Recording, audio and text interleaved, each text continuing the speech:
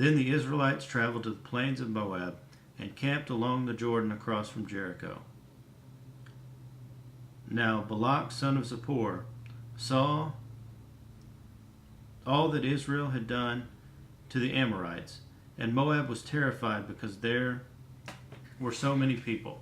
Indeed, Moab was filled with dread because of the Israelites. The Moabites said to the leaders of Midian, "This horde is going to lick up everything around us, as an ox licks up the grass of the field." So Balak son of Zippor, who was king of Moab at that time, sent messengers to summon Balaam son of Beor, who was at Pethor near the river, in his native land. Balak said, "A people has come out of Egypt. They cover the face of the land and have settled next to me. Now come and put a curse on these people, because they are too powerful for me. Perhaps then I will be able to defeat them and drive them out of the country. For I know that those you bless are blessed, and those you curse are cursed."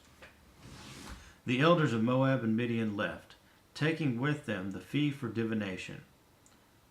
When they came to Balaam, they told him what Balak had said. "Spend the night here," Balaam said to them, "and I will bring you back the answer the Lord gives me." So the Moabite princes stayed with him. God came to Balaam and asked, "Who are these men with you?" Balaam said to God, "Balak son of Zippor, king of Moab, sent me this message. A people that has come out of Egypt covers the face of the land. Now come and put a curse on them for me.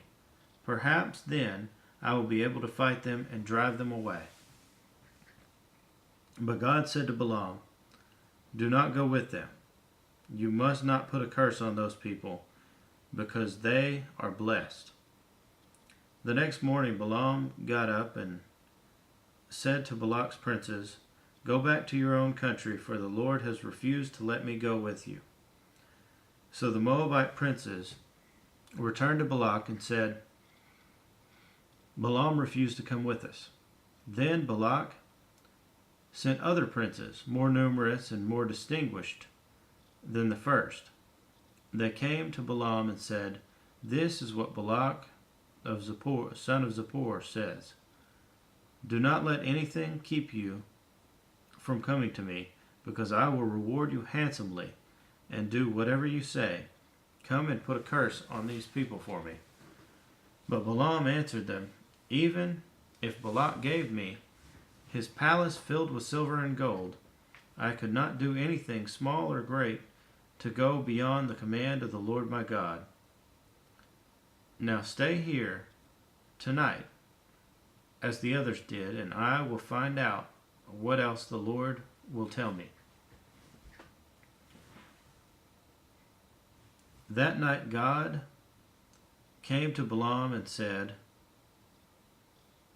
"Since these men have come to summon you, go with them, but do only what I tell you."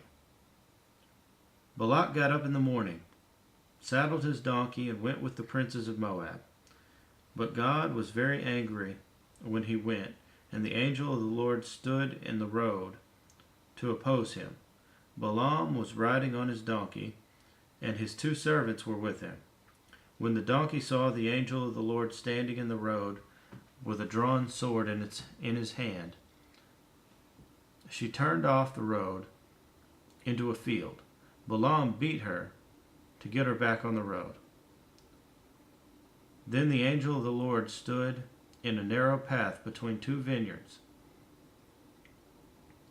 with walls on both sides. When the donkey saw the angel of the Lord, she pressed close to the wall, crushing Balaam's foot against it. So he beat her again. Then the angel of the Lord moved on ahead and stood in a narrow place where there was no room to turn. neither to the right or to the left.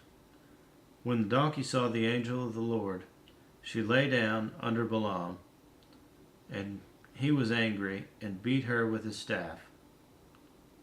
Then the Lord opened the donkey's mouth, and she said to Balaam, "What have you done? What have I done to you to make you beat me these 3 times?" Balaam answered the donkey, "You have made a fool of me. If I had a sword in my hand, I would kill you right now." The donkey said to Balaam, "Am I not your own donkey, which you have always ridden to this day? Have I been in the habit of doing this to you?" "No," he said.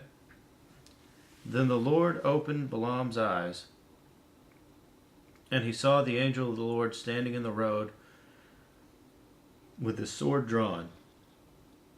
So he bowed low and fell face down. The angel of the Lord asked him, "Why have you beaten your donkey these 3 times?"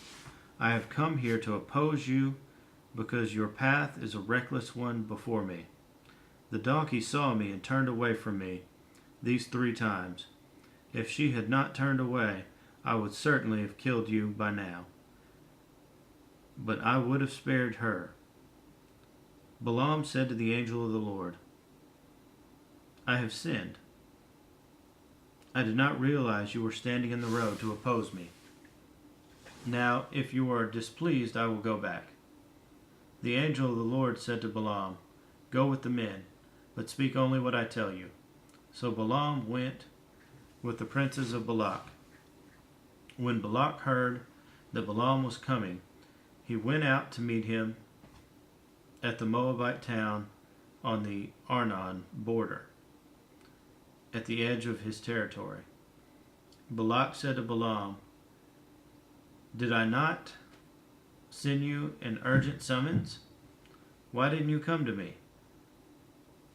Am I really not able to reward you?" "Well, I have come to you now," Balaam replied. "But can I say just anything? I must speak only what the Lord puts in my mouth." Then Balaam went with Balak to Kiriath Huzoth. Balak sacrificed sheep and cattle and gave some to Balaam and the princes who were with him. The next morning Balak took Balaam up to Bamoth Baal, and from there he saw part of the people.